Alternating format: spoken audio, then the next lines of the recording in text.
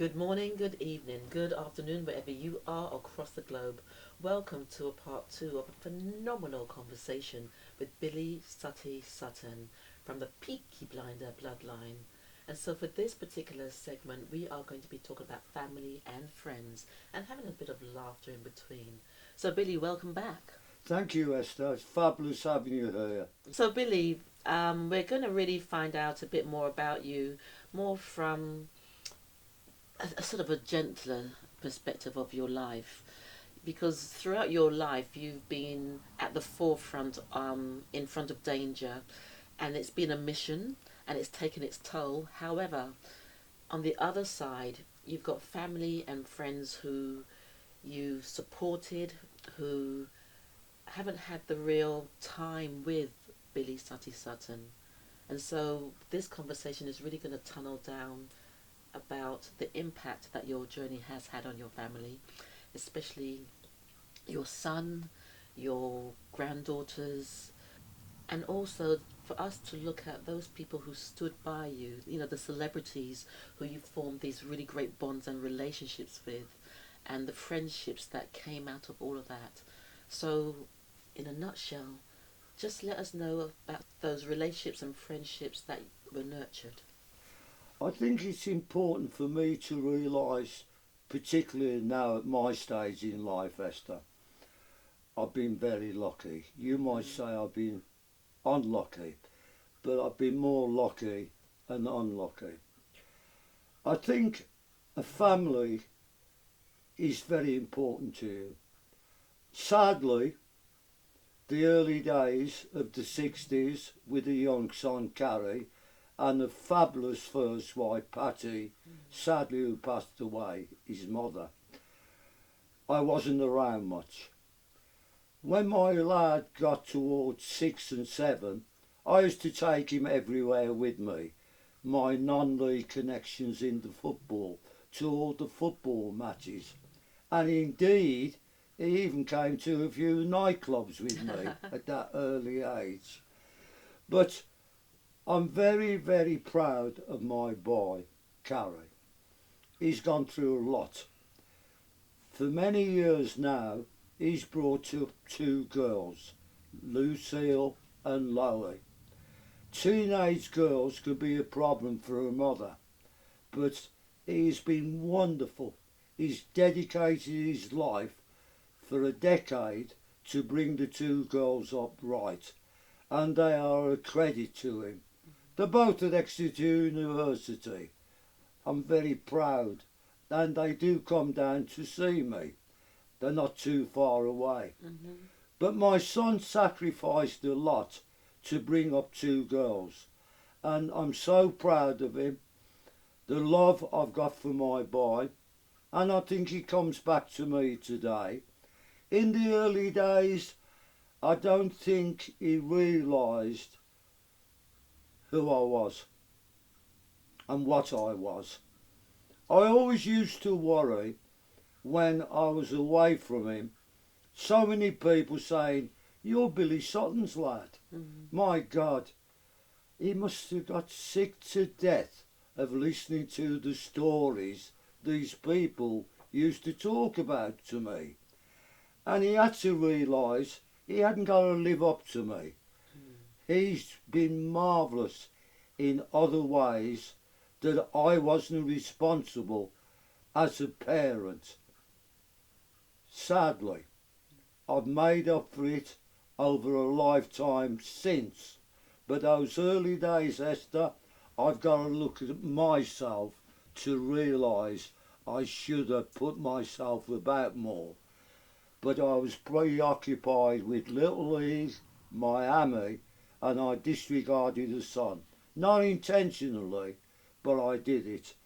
And I'm not proud of that fact. But I've got a lad who's a special lad, very dear to me. And in fact, he worries about me so much. He wants to come down to Dickson to get me sectioned, to put me in old people's home. Now, come on, Esther. How many children care about the parents like that? He wants to section me with a Zimmerfine. What a You're not ready caring, yet, are you, caring Billy? lad. But no, I've met and had wonderful friends. Streetwise kids in the 60s, the play-up years. Celebrities, Big Pat Roach, actor, wrestler. We go back a lifetime. Derek Dugan, the famous footballer. Alan Towers, anchor, who found me in that warehouse in '79 and saved my life. Nicky Owen, great presenter. I worked with Nick in the early '70s when he was at Radio Birmingham Pebblemill, before he went to London with Ann Diamond and done Breakfast TV AM. I'm still very close to Nick. Jasper Carrot, Car Chin, who done all the marvellous articles on me and interviews from the '70s. Him and Kay are very, very, very special to me. But since I've been down in Brixham, Devon, I've had more time to have friendship with people who never came from that environment and the world I did. Just ordinary, beautiful people. The Proctor families and little Maxie, Lou, Matt and Luke and Josh. Steve, my wingman, who you've met today. Every morning in my life, Steve, me and Miami go on our mission, whatever the weather. And people also like Anne from Exmouth, Ted Hines, my author, Mike Ashford, Tommy Atwell, who done the marvellous website. You know, I've had some wonderful friendships down here. But they all know, once the afternoon comes, I pull away with Miami. I become the recluse with just me and Miami. And it gives me so much love and focused, you know. I've had the great pleasure of meeting you, Sally and Errol, who've been very special to me. And I really appreciate their friendship and your friendship. Ryan, who's here today with his two wonderful friends, young men who are going to be pioneers in the film world. No shadow of a doubt about that. They're going to be top jollies. I could go on and on. You know, there's a lot of people in Brixham who have been very close and dear to me. Sean and Hilary, Graham, you know, just to mention a few. But the life I've got from a streetwise headache from the '60s, who never took no for an answer, has changed his life dramatically. I'm at peace with myself now. I've got a grandson in New York, Joseph, 28 years of age. You saw the picture of him when he was born. He's now executive director of the York Theatre in Manhattan. Excellent. He puts on all the major shows and gets wonderful reviews. He also helped Robert Redford, God bless his soul, with the Sundance Film Festival. So I'm very proud of him. And also I think it's to remember, life can be a pain. Nobody always says, Sutty, you're going to be this, Sutty, you're going to be that. Sutty became a headache many years ago. Define that. When you say a headache, Sutty, what do you mean? Embarrassment to a dear mother in Mary, who tried to guide me, who educated me from the 40s, 2 years of age, on the side, selling the flowers to American GIs, you know, amongst all the Peaky Blinders bloodline of special people. I was brought up in that streetwise environment, in that fabulous bull ring the barra boys, the escape artists, the thieves, the dockers and divers, all help to get into the mind of the person you're talking to today. Yes, I've had to be in company, being honoured, of distinguished people. Somebody says I was a very good orator. Well, I must have got that from my mother in Mary, all the years she used to pitch out the flowers in the bullring. And of course, a lot of people remember me with the suitcase taking the London spivs on in Petticoat Lane and Oxford Street in the 60s when they were selling the poppy beads. I went down there selling nylon stockings. No feet in them, you know. There was no feet in them, Esther. Oh, I was terrible. I loved the glamour of all the hundreds of people around me. I loved the audience and took a lot of money. And I worked amongst these great London street workers, mohair suits, 14 ounce. I was there, Club Row, looking it. And of course, Danny Larue's club at night, Tramps. We all done the club scene. And I come back to Birmingham and poor Mary was running my flower empire. And of course, oh, you've been a good lad, have you, son? Of course, Mary. She said it's different when you're in clubs in Birmingham with no clothes on, doing rock and roll acts, she says. It's a bit of a change, I haven't got that headache. But no, I had a special father. He was the tyrant power, handsome, very good looking. And of course, he had no time for the flower business. His life was Birmingham City Football Club, you know. He'd rather go and spend time there and help Mary on the bullring with the flowers. Because it was an obsession with Mary. Hundreds of years of history. I had a grandmother, Helen, obviously the wife of Austin Kelly. She brought up that family in Digbeth, Peaky Blinders area. I was brought up in that also. But to achieve what I've done in my life, I've got to thank a lot to a very special mother, very dedicated friends through my alcoholism who never gave up on me. And that must have been a horrendous situation. Some of those people that you've met, I mean, there's Gary Stretch, Zaza Gabor. So I also want to look at some of the celebrities that you built those relationships with, and they were more than just relationships. They were really firm, honest relationships, lasting relationships. So can you mention some of the people that you've met along the journey in that capacity? I think the boy wonder Gary Stretch has got to be very, very special to me. I first met Stretchy, I think it was about 88. I was switching off round the pool at the Fontainebleau with the kids, the boxing programme. And he was filming with American models, I think for Vogue. And he came over and we got talking and we built up a friendship. He's been an outstanding friend to me. I call him a son, he calls me father.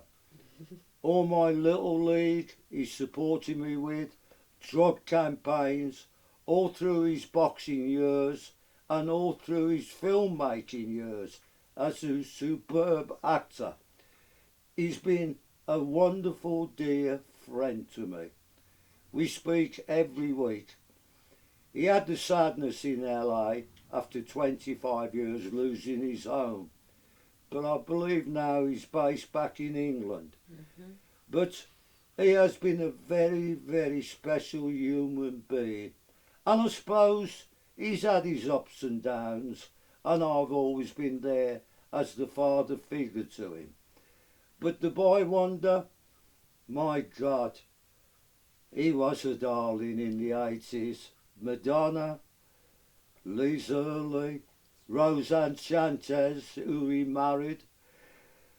He was, and Rackle Welsh. I must tell you this. I must tell you this Let me get story. comfortable. I've opened the News of the World one Sunday. There he is again, centre page, with Rackle Welsh.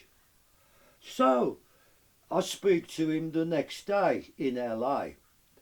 Hello, you old so-and-so, ex-playboy. How you going, you old playboy? That's the way he used to greet me.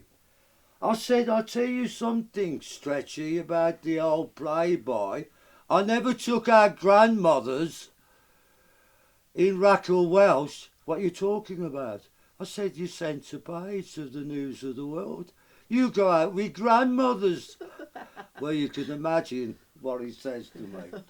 But no, he was the glamour boy of the 80s, very high profile. But one thing about him, he never lost his roots. Never went up his own backside, like a lot of them in that profession, as you know, do. He's very special to me, and always will be. Zsa Zsa was special to me when I was in America. A remarkable, remarkable woman. Never tolerated fools. She said it the way it was. And I always remember that one day when she left me round the pool of her apartment and brought back a wonderful camé brooch to give my mother Mary, because I used to tell Zsa Zsa when I was the playboy playing up Mary. A very remarkable woman. But I must tell you this, Esther. One year, I can't remember exactly when it was, we done the security of the Miami Arena for Liza Minnelli, Frank Sinatra and Sammy Davis Jr. And I went down there with Colonel Walter Martinez. We got introduced to them and we done the security. And Sinatra had one or two who I realised were mafia. They were mafia there with him. Anyway, they done their wonderful show on that evening. I got back to the Fontainebleau early, had my usual swim, got changed, and went into the fabulous restaurant. And I'm sitting there on my own, having me king prawns and me Diet Coke. Suddenly, 20 foot away, is Sammy Davis Jr. and Frank Sinatra. And anyway, he's gone. This is Sinatra. I'm looking around and he's pointing towards me. So I've gone over to the table. He said, didn't we see you today at the arena with the Miami police? I said, yeah. I said, I'll work alongside them. He said, sit down. I had an hour and a half listening to two legends. What real, proper people. They took interest in my work with the kids in the ghettos as I took interest the road they got and got to success, the both of them. I found them very, very charming, and that was one of my highlights. Brilliant, brilliant. And you know, as you share your story with all these wonderful connections, whether it was family, friends, celebrities, there must have been something about you fundamentally, Billy, at the core that attracted these type of people. And I surmise, I'm just presenting this to you, that because of that, it also helped you do what you did on a broader level. So you were out there in the line of danger, and yet at the core, there were a few people who held a space for you. I know this is sounding very philosophical, but that's what I'm getting out of this. But also, to bring balance into this sort of whole narrative as well, there was a daughter that you've never met as well, isn't it, Billy? And I know that you have, there's a bit of remorse around that. Can you just share a bit more about that story? And also, how do you, what is it that you would like, your heart's desire at this moment in time around that situation? I was in the RAF and I was in Dusseldorf, detached originally for 6 months. And on the RAF camp there was more German civilians and actual RAF personnel. Well, you can imagine me, 17 and a half, full of the springs of life, devilment. I used to go down to Dusseldorf and party, you know. Anyway, I got involved with a German girl whose family, I think, were the burgomasters of Dusseldorf. I think she was the niece. Anyway, after about a month or two, we got very close. I was always seeing her. And the next thing I know, I'm called up in front of the squadron leader at the headquarters. I was escorted by 2 RAF police. As I'm standing in front of the squadron leader, Sutton, you have made a big, big mistake. I said, what's that, sir? He said, it's the international incident. Do you realise you've put a young German girl in the family way? I said, pardon? He said, you have put the girl you've been seeing regular in the family way, and the family are not very impressed, and they calling for heads to roll. He said, Sutton, have you got anything to say for yourself? Well, I was full of cheek. I said, that's one of the Germans, sir. Get him out of here now. They shanghaied me back to Wiltshire or Lavington, and they put me there for the rest of my term. The hard thing was, Esther, I tried every way through the MOD to make contact, and the only thing they tell me that I had a daughter. Oh, wow. And she and the family, I believe, moved to Frankfurt. That was one of the biggest hurts in my life. In fact, looking back, the guilt, the frustration, I couldn't tell a family. I was too embarrassed. I was frustrated that the blocks went on from the MOD. I turned more to drink, guilt, you might say, and I held that secret for a lifetime, that I've got a daughter, please God, a grown woman with a family. Hook by crook, I tried to contact, but we were denied. But that is one of the greatest sadnesses in my life that I could do nothing about. And today, Billy, if there was one wish around that, what would it be? Forgiveness to so many people that I've come across, family, close, dear friends, acquaintances. If I did upset them for different situations, the early days, I apologise. But I had to realise when I went to AA, I wasn't there to spend the rest of my life apologising to people. The only way I could show those people coming back the winner is the man I was then, the man I am today. I'm very at peace with myself today. I've made all the mistakes, but I've learnt. And I'd like to say to you, Esther, God bless you for your friendship of being with me in my home today. I'd like to wish all your viewers, listeners in the world a very happy Christmas to everybody. And if any of them have got an alcoholic member of the family,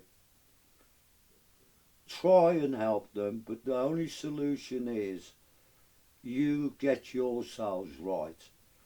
The alcoholic can go to AA. It's important the families who suffer the emotional, physical blackmail of living with an alcoholic, they should go to Al-Anon to get on their program of recovery. But God bless everybody from me and my special little Miami. Thank you.